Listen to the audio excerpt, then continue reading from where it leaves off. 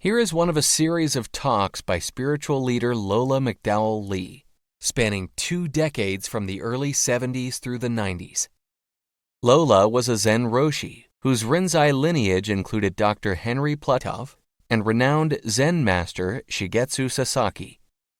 Lola was a religious scholar as well as an ordained Christian minister. While the talks are focused mainly on Zen and Buddhism, Lola drew on many spiritual traditions, including those of Jesus, Plato, Lao Tzu, the Hindu Vedas, Meister Eckhart, and Gurdjieff.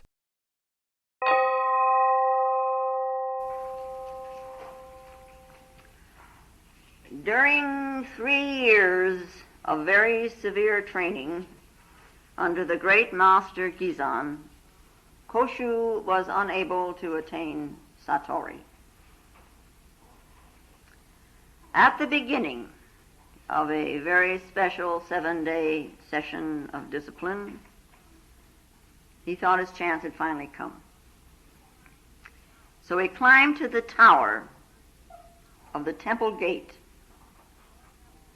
and going up to the carved images, he made this vow: either I realize my dreams up here, or they will find my dead body at the foot of this tower. And so he went without food or sleep, giving himself up to constant zazen.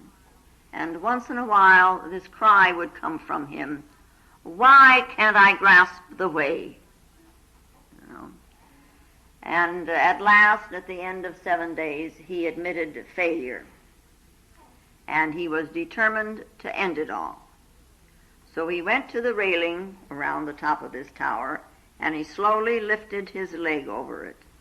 And at that very instant, yeah, you know it, he had an awakening. That's why I thought the other one would fit in for a while. He was just speechless.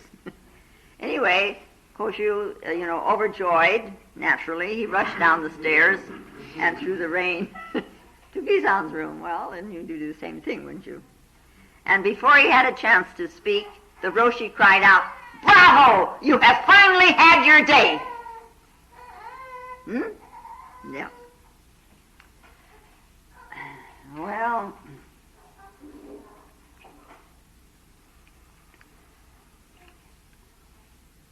animals, they live and they die. And at no time do they voluntarily think about suicide. Now, if I don't get my way, I'm going to do this. I'm going to end it all. That's a human predicament. Animals living, they have not got our human problems. Life for them is not filled with the same kind of angst, anguish that we have. They simply live and they simply die. They don't have a death consciousness that we do. That at the end of it all, I'm going to be gone, or I can be gone any old time,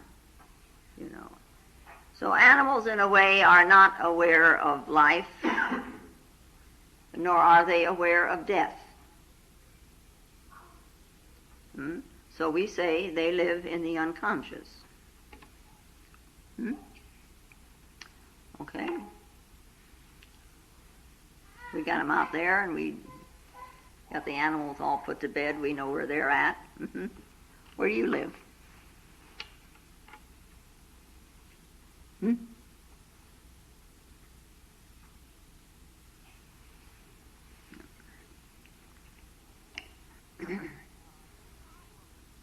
The problems of life, the anxiety, and our tension, and our anguish doesn't come out of the consciousness. And it doesn't come out of the unconsciousness. They come about because we have a fragmentary consciousness. Huh? In the unconscious, there is no problem. And in total consciousness, there is no problem. Only in this in-between state, this fragmentary, this partial consciousness, we are partially conscious. That is to say, we are objectively self-conscious, which is a partial consciousness. We are objectively self-conscious. We are conscious of ourselves as objects, as things, huh? Yeah. This objective self-conscious state in which we find ourselves, because you certainly didn't create it, in which we find ourselves, has risen out of the unconscious. It is, we could say, a partial awakening. See? We are awake to objects. We thing. We are awake to things. We thingify. We make things of everything. Everything, huh? Right. And of ourselves. So we live in a thing world. That's our state. But this state that is called objective self-conscious rests on what? What is its base? Well, where did it come from? I just told you where it came from. Huh? It comes from the unconscious, doesn't it? So the foundation of it is the unconscious, and this objective self-conscious state rests on the unconscious. Right? Okay. And now, some people have some pretty weird ideas about this unconscious, I think. That's my opinion anyway, from what I've heard. Some are very fearful of it. Ooh, it's dark and foreboding. Huh? It's like a ghost story in there somewhere. It is unknown. Yeah. So here we are, living in the unknown. Just because you've thinked of something doesn't mean that you know it. Here we are, living in the unknown and fearing the unknown, because somehow or another that unknown, it really is not an object, but we're trying to make an object of it. And so we call it the unknown thing, and we're afraid of it. Some people, yeah.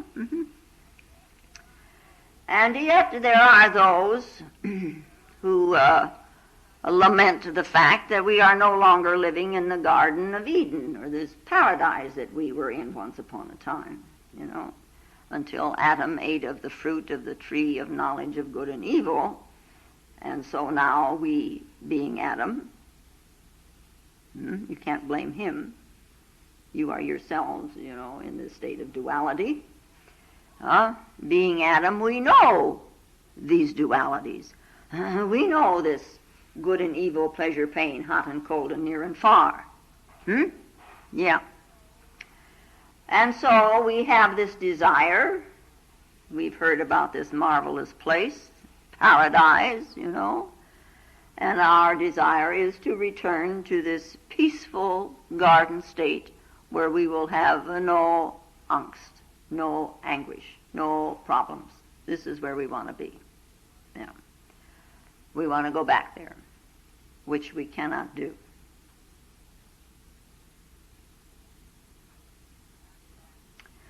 We can't go back to what we were. If you went back to being all unconscious, you wouldn't be you, would you? No. And you don't even want to go back to what you were. I mean, we say this all the time, You get to be 25 and we look back and say, well, I don't want to be 10 again, for heaven's sakes. And you get to be 50 and you look back there and who wants to be 20 again? you know. You don't want to go back to what you were. So there's only one thing left for us to do, you know, because you can't stand still either, just treading water. And that is to try to awaken to a total conscious state. And this total conscious state is sometimes called supra-consciousness. Supra. So we have the unconscious, and we have the conscious, and we have supra-consciousness. Yeah. And here, to do this, we have to eat of the fruit of the tree of life, which tree is also in the garden. But upon eating that fruit, you know, again, we are at peace. Because now then we would know non-duality. We would know non-ego. We would be home again. But this time we would know. We would no longer be fragmented. We would know. And what you would know would be non-duality, non-judgment, non-discrimination, all that sort of thing. See, we're the first tree. This is where we learned it all. Now we've got to unlearn all of that and become with this to eat enough to eat of this fruit of the tree of life.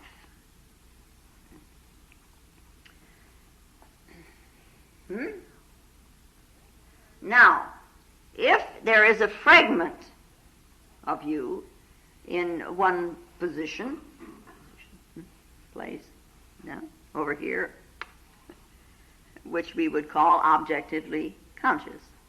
And then there is another fragment or part of you which is in another position or place, which maybe we could call unconscious. So now, what do we got? Conflict, confusion, problems. The conscious part of us, this objectively self-conscious, look at it. It is in a way rather helpless. Oh, it can talk and it can think, but when the moment comes for it to act, to do something, you know, then we need the other. Yeah. The energy lies in the unconscious.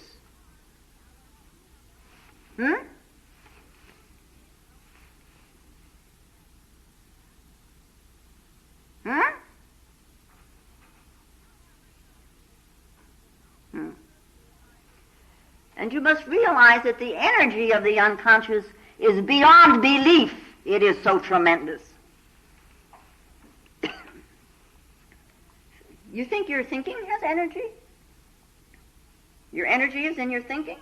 Then you haven't looked at your thinking, have you?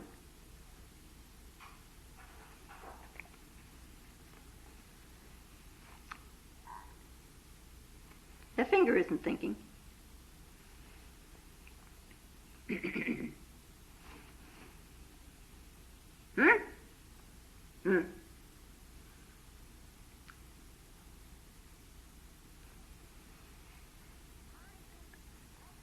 My thinking rests on something.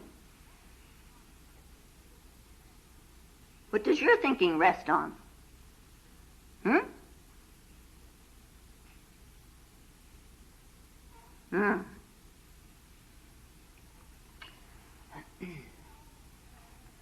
Well, you know, we plod along in this life, in this existence, and we make some mistakes, and we come to a point where we decide, well, I'm never going to be angry again. I don't like it when I'm there, and I'm never going to feel rejected again because I don't like it when it's there. And we sit here and we think all these sorts of things, which is, you know, top of the iceberg, top of the mind, so to speak. Off the top of the head, isn't that what they say? Yeah, I think so.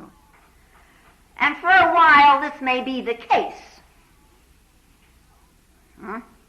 And then all of a sudden one day something happens.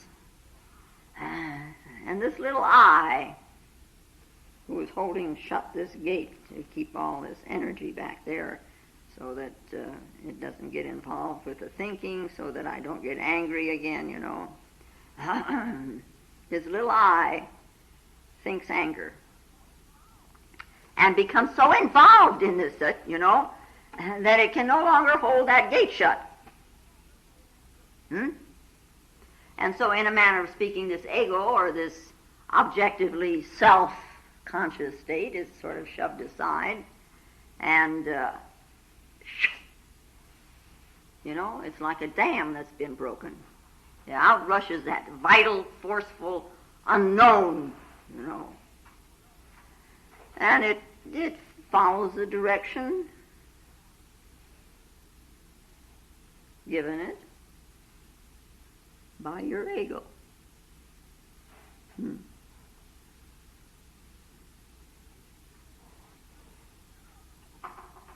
Because the self-consciousness, you know, is supposed to know some things and be able to direct, you know. And then when the energy of the unconscious recedes again, then the unconsciousness, the self-consciousness stands there and says, well, I got rid of that. You know. It is once more the king.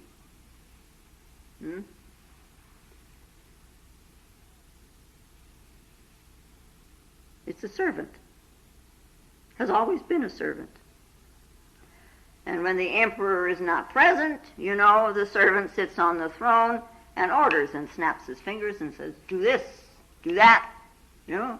And all of a sudden the emperor comes in, yes, sir, no, sir, you know. Yeah. The servant simply has to leave the throne. But this servant, this objectively self-conscious state of man, this servant is supposed to represent the emperor. And I realize it's very difficult to represent what you do not know. Yeah. And of course there are many people who have tried. They you know, better to try that you don't, except that let's not get so many weird ideas about it. We have some very unheard of notions coming out with this thing, you know. And because we have such weird ideas and notions, why, we also have some more conflict. The fragment that decides can't act on its own. And the part that acts can't decide.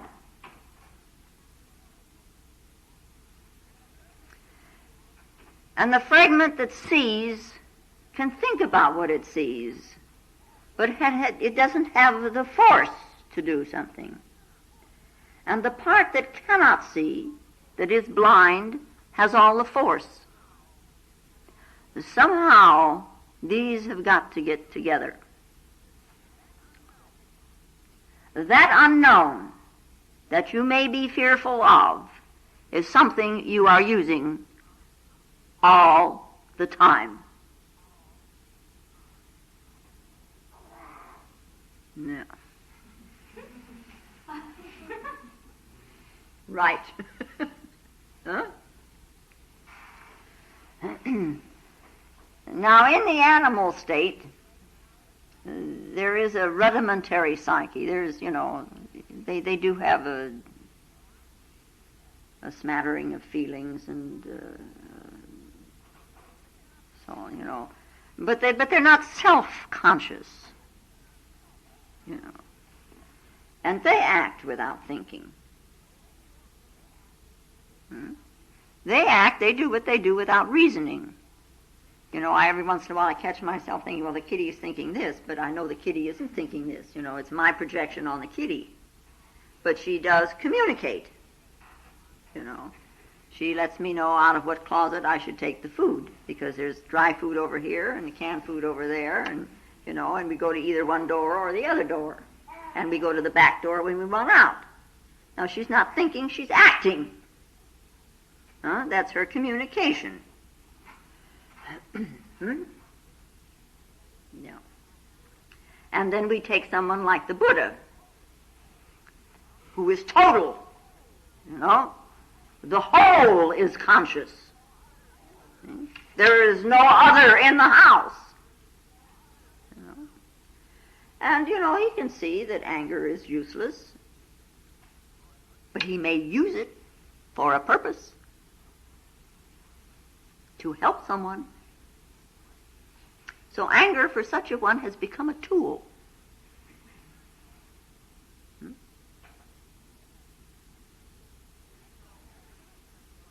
There is no effort in such a one to impose goodwill upon this anger to get rid of it, or to force it down, or to try to keep it contained. There's no need. So a Buddha is very natural. He can afford to be natural. He's not sitting on top of a trapdoor. The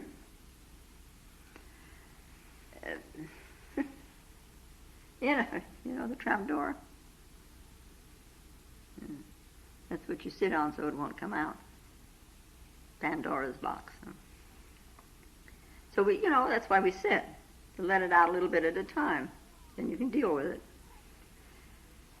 In a fragmentary position, it's very difficult to be loose and natural, because we don't know what is under that trapdoor, in that unconscious, and so we feel that we have to control ourselves.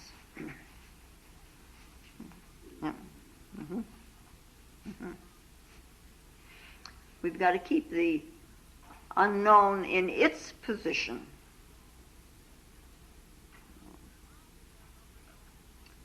Instead of trying to find out, something about this unknown, this unconscious. We control ourselves, and we become very rigid and artificial.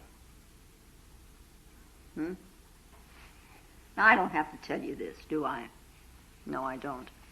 No. You see it in some of it in yourselves, a little bit. Squishy.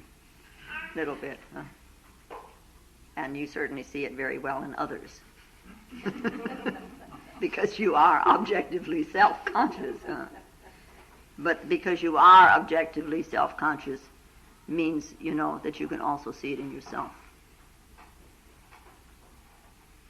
Because it is an object to you. Of course, then you have to find out something about being subject to the object. Anyway, man being in this state of in-between, this fragmentary state, suddenly realizes there are two ways out. There are two options open to him. One, he can fall back, and sort of sleep again, be like an animal. And the other one is to become totally awakened. Then he's no longer fragmented. Falling back is easier. It's all downhill. It doesn't take any effort. But you know something?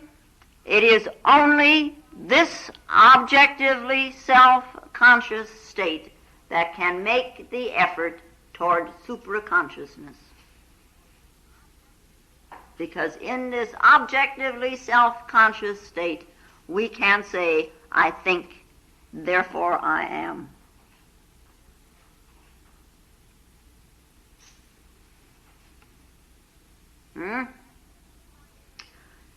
At this point in the game, we can make the effort to become totally awake. And we can help ourselves. Of course, meditation is on the top of the list. But we can help ourselves by becoming a little more alert.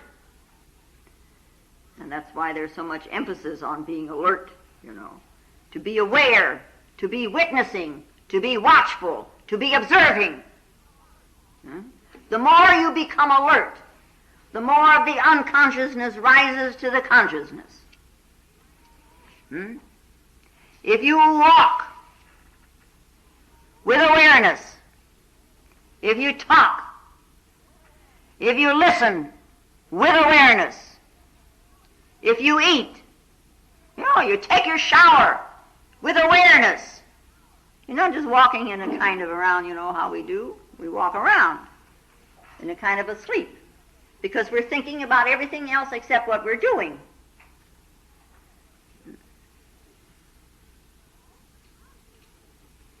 If consciously, mindfully, you do your thing, whatever it is that you're doing, to do it mindfully, and then can come about this transformation of consciousness. And the iceberg becomes the ocean. There's no more than unknown darkness. The whole house is light, because thine eye has become single. There is again the unity, a known unity this time of this garden of paradise. And they call this enlightenment, to be full of light. An animal, has a kind of an innocence, and it's innocent because of its ignorance. That doesn't mean it's stupid by any means. And a Buddha has his innocence because of an enlightened awareness. And there's the basic difference. So we call one dark and one light. True. But, the dark is so important.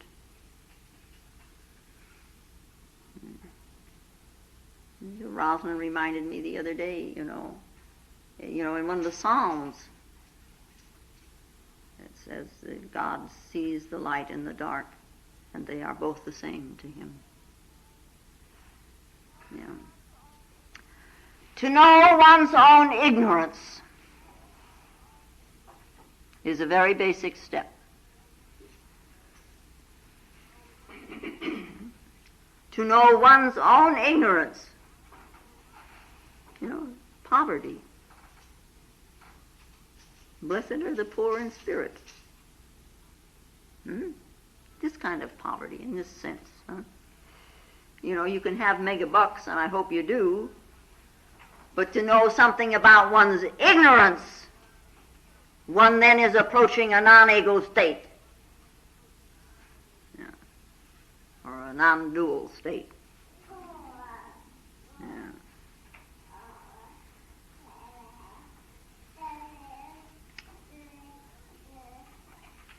Have you ever seen an animal that is bored with life?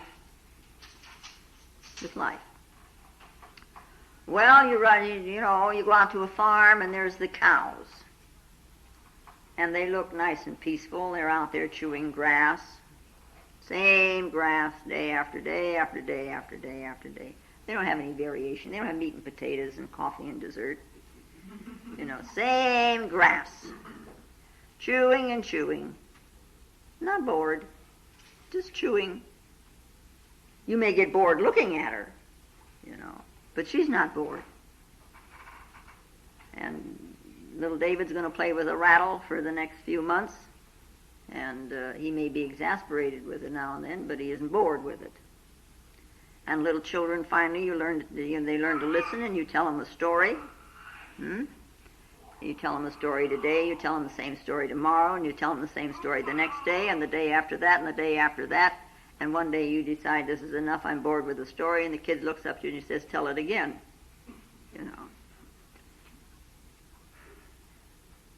Maybe there's not much doing in your life. What you're going to do then? You're going to create problems. Bored. Boredom can be put to good use. And you know, a lot of people have the problems that they've got, so they don't have to say, I'm bored. You do realize that, huh? No. If you're utterly bored, what happens? You know, you think, I could just drop out of this whole thing. You know, I don't want to play this game anymore. What am I going to do with myself? This is really the pits, you know. What am I going to do with my life? It's so boring. Yeah. And when you hit this place, you look in the other direction. That is, you look within. When you look within from this position, you will find religion. You know, it's kind of like you stand at a crossroads. From this point, because you're so bored, you can go in a direction where you're really going to be depressed and you're going to create all kinds of problems. Or you can help transform yourself. You know, a lot of people, when they reach this place, they decide to run away. You know, they're going to escape. It must be where I'm at.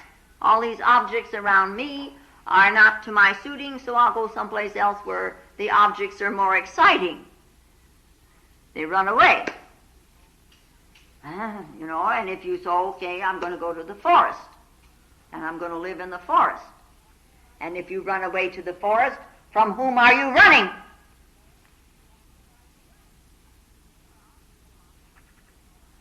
Well, we go out there and we say, well, I have renounced life, you know. And now we call it renunciation. We got a good word for it, huh? And this is accepted by some people, you know. But do you know that you need a certain kind of a maturity in order to have renunciation?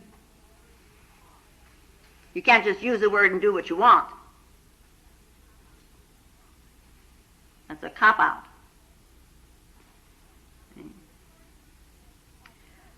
Maturity means that you have lived life, that you have known something deep about yourself. And in knowing something deep about yourself, you have found something lacking. Now, you can be religious.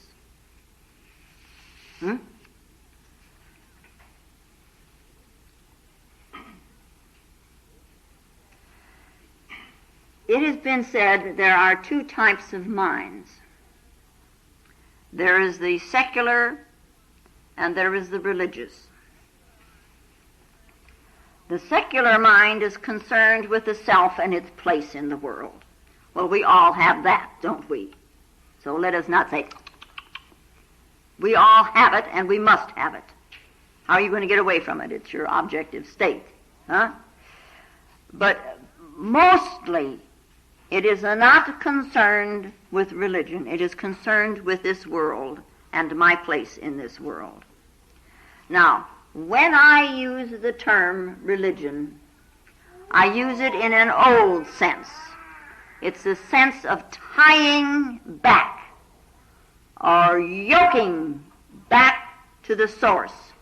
You know, the Latin word religare, to tie back.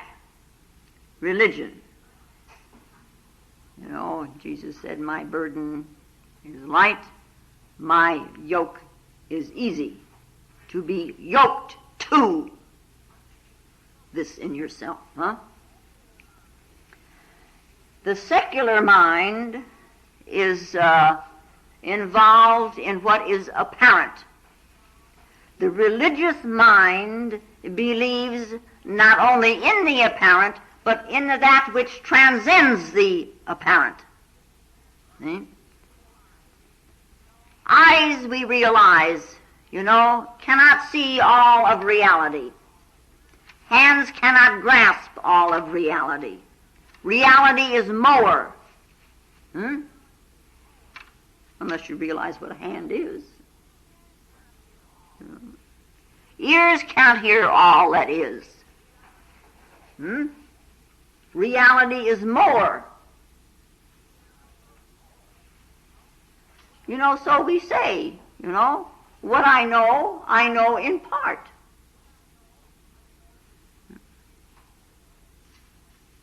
And St. Paul said it should do, for we know in part. But when that which is perfect is come, then that which is part shall be done away.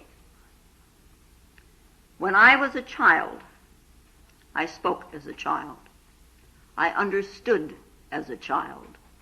I thought as a child. But when I became a man, I put away childish things. For now we see in a mirror darkly, but then face to face. Now I know in part, but then I shall know total. Now abideth, faith, hope, and love. These three. But the greatest of these is love.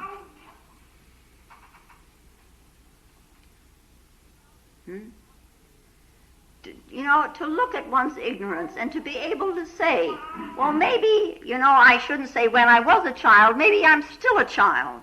So I speak like a child, and I act like a child, and I think like a child. Okay, now, I want to become a man. What do?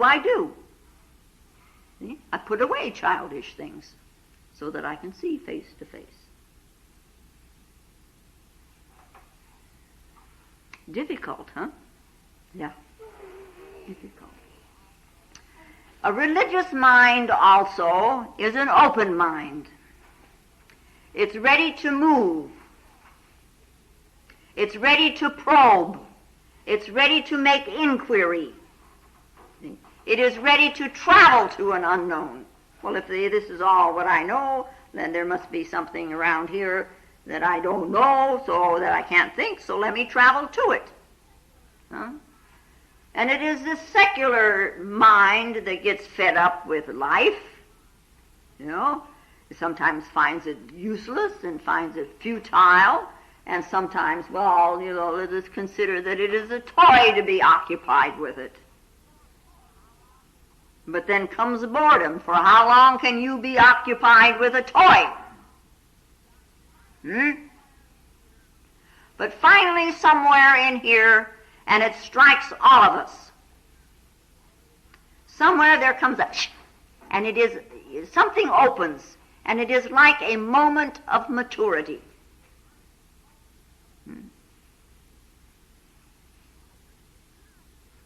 Now what?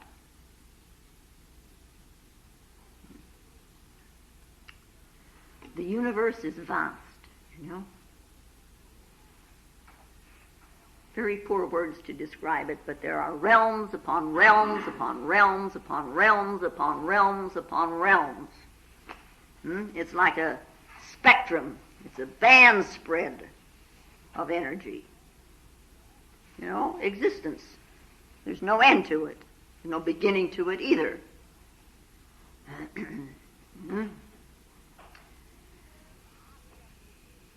We live objectively, and so we live as if we were this physical body. Right? We think otherwise. We live as a physical body and think otherwise.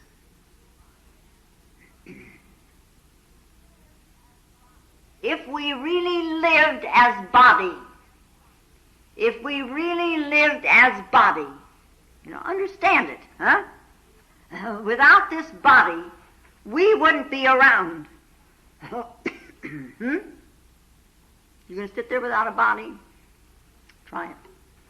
Leave your body home and come without it next time. Yeah?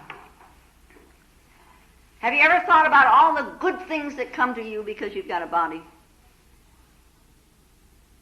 The pleasure you have in food, the pleasure you have in seeing clouds that go across the blue sky, the green of the trees, the pleasure that it gives you. the ability to read a book.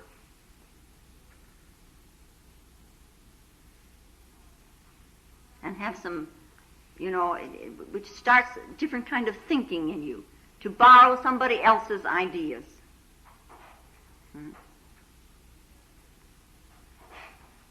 To hear music, and then to hear the silence.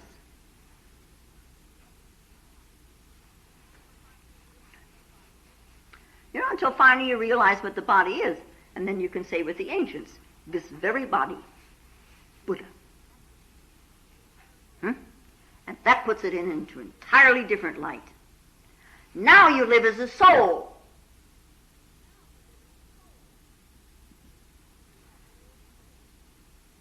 We have lived with greed and anger and jealousy and possessiveness. And now comes compassion.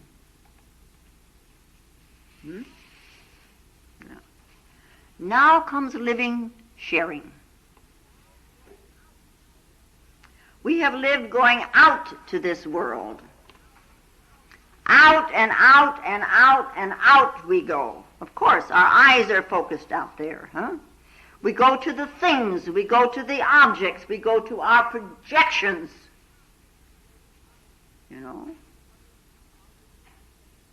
Have you ever wondered what causes your projections? Or do you even realize that you project? Now, turn around. You go back.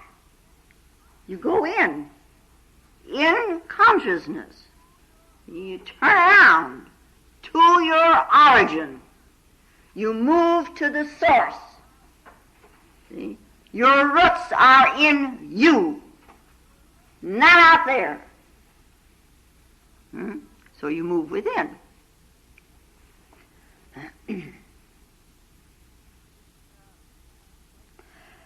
This place, reaching the point of origin, the Hindus call that rebirth. It is the place of being reborn. And people have a lot of notions about it, and there's a lot of talk about it, and it's pretty bad, to be charitable. One birth given by the parents into this world. And we could say another birth given by yourself. Twice born.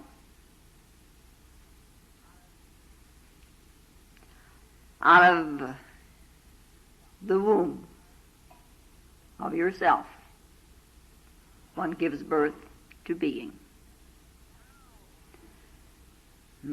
Now into the picture comes this child of eternal significance. And when this child enters, now comes the possibility of becoming thrice born. Now, these are not figments of the imagination, as what has been done to it largely. They're not emotional states, what has largely been made of it. They are actualities.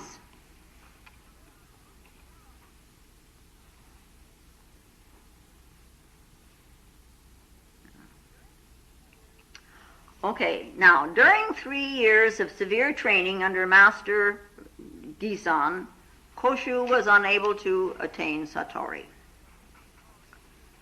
And now, we could say that Satori is when another aspect, which is now unknown to us, which is totally unimagined by us, no matter what kind of a concept you do drag up, it's not real, we have not even dreamed of, when all of a sudden it opens and we see things as they are. So they call it Satori. Now this aspect of the world and of yourself is hidden in this appearance. whatever appears. Or as some say, it exists side by side. I rather like it. It's hidden in. It's right there. See it? Huh?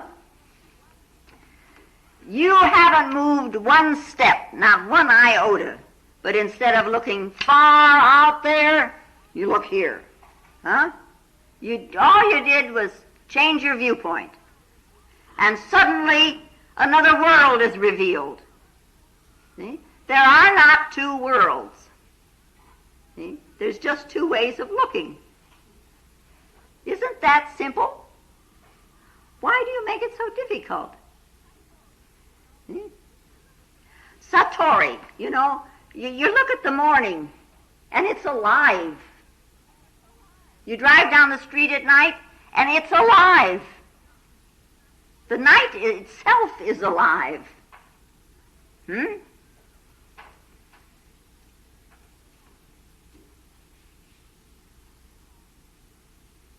a world of things and appearances, isn't it? Objects. Too bad. Yeah. And you know something else? This world is very neutral. It's not for you and it's not against you. It really isn't. No. It's more like you could call it a screen. And it's a nice clean screen. And then you project on it whatever you project on it.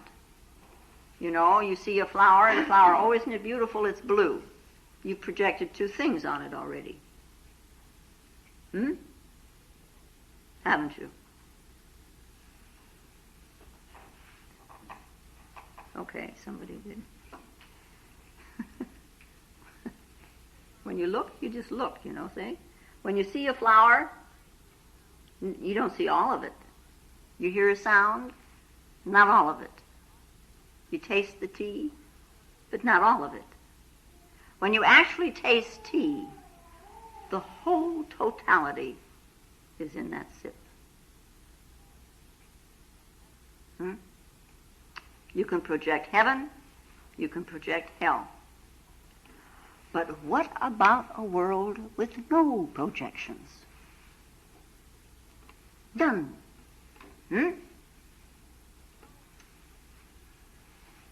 No projections. They call it empty, huh? Yeah. Also, they say it has a label in India. It's moksha. It's freedom. It's free from all images and appearances and projections. Anyway, at the beginning of a special 7-day session of discipline, he thought his chance had finally come. Of course, now we know that in the monasteries in Japan, they have a 7-day session, which usually takes place in December, and they call it Rohatsu, which is December. And so they have this week of meditation, day and night.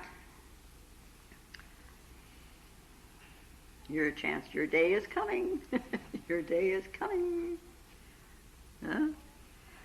You know something about it? The whole energy has to be brought to it. For 7 days, continuously.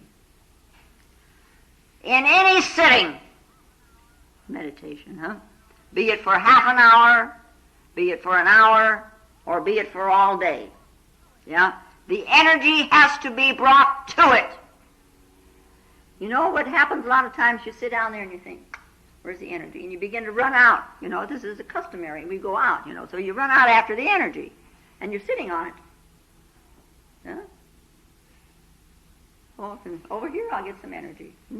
Over here I'll... Like little crickets. Jumping around. Grasshoppers, huh? Summertime. Yeah. And the focus has to be held. Attention. You're sitting on the energy. Pay attention to it. You can't just sit on the surface, So you return to the source of the energy. On the surface, you're going to be a butterfly, a grasshopper, a cricket, or whatever. And then you get lost in your notions. Anyway, he climbed to the tower, top of the tower up there, saying, either I will realize or they will find my dead body.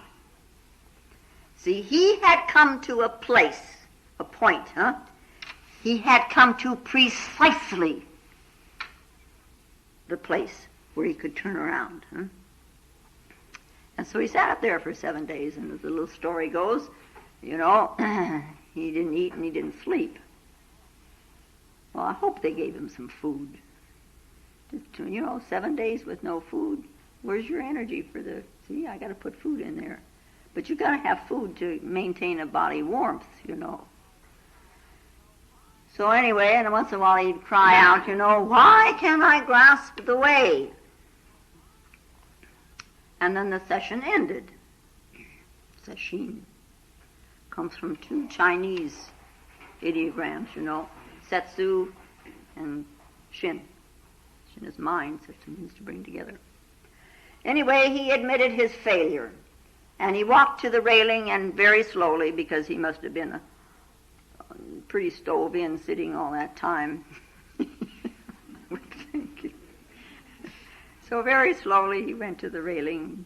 He was in no hurry anyway, He had been hurrying with the meditation.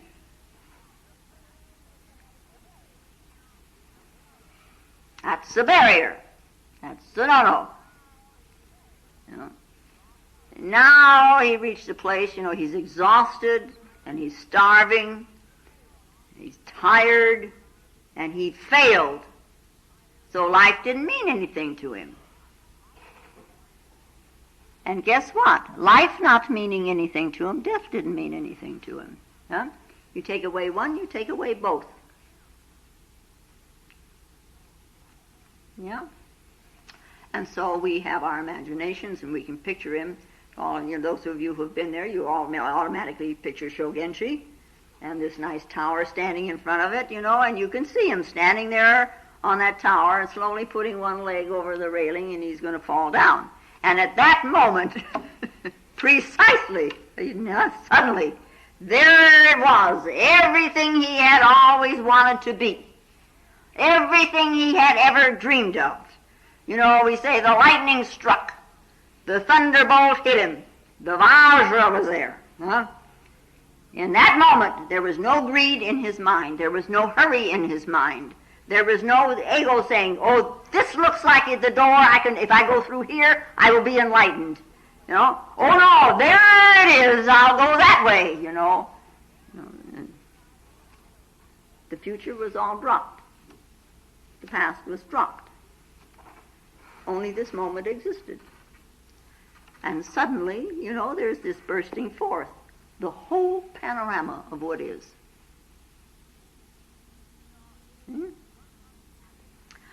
It is true. One must have a longing.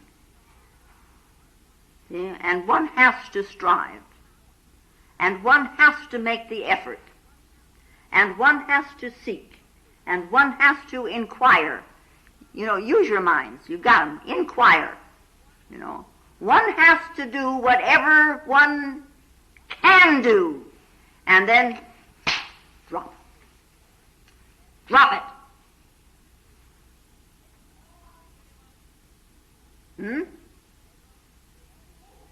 Just drop it.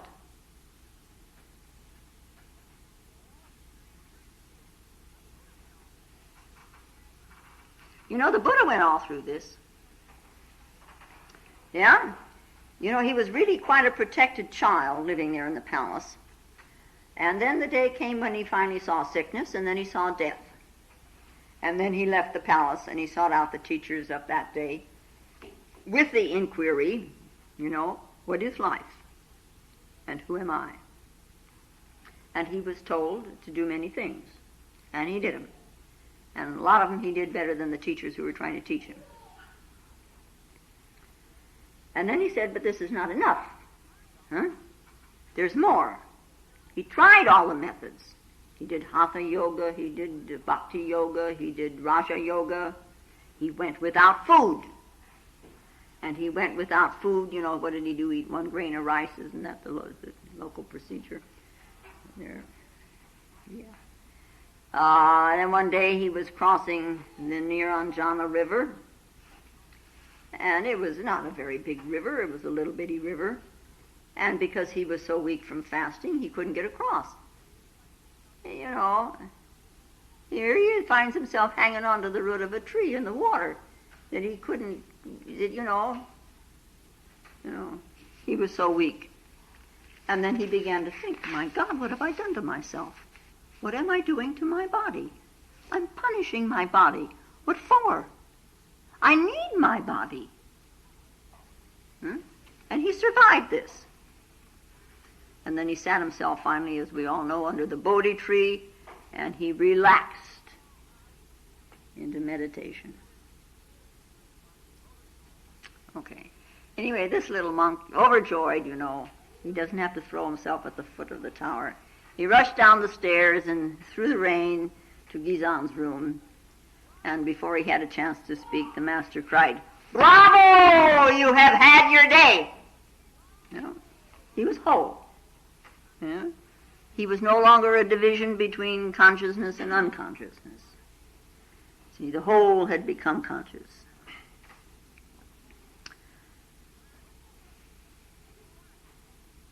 And when that happens to someone, it's visible. It's like you're driving down the street at night, or you're walking down the street, let's say, and you see a house. You see this house in the night, and the house is dark. There's no light turned on in it. The house is dark. You don't know whether it's empty or not. And then somebody turns on a lamp, turns on a light, and the whole quality of the house changes. Now you know that. You know that from the time you were a little kid walking down the street and somebody turned on a light in a house. The whole house changes. From the windows, from the doors, from the cracks. The light is shining.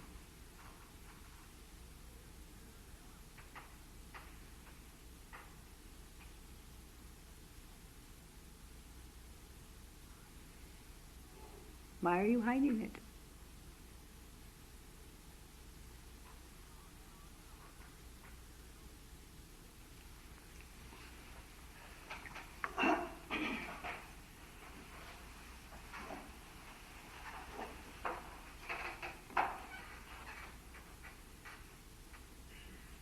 Sorry.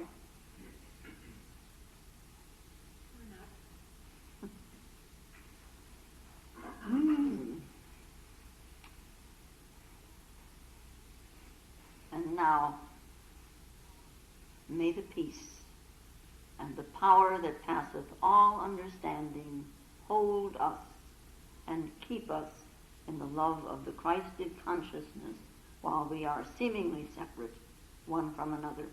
And I thank you very much. If you find Lola's talks valuable, more will be posted in weeks to come.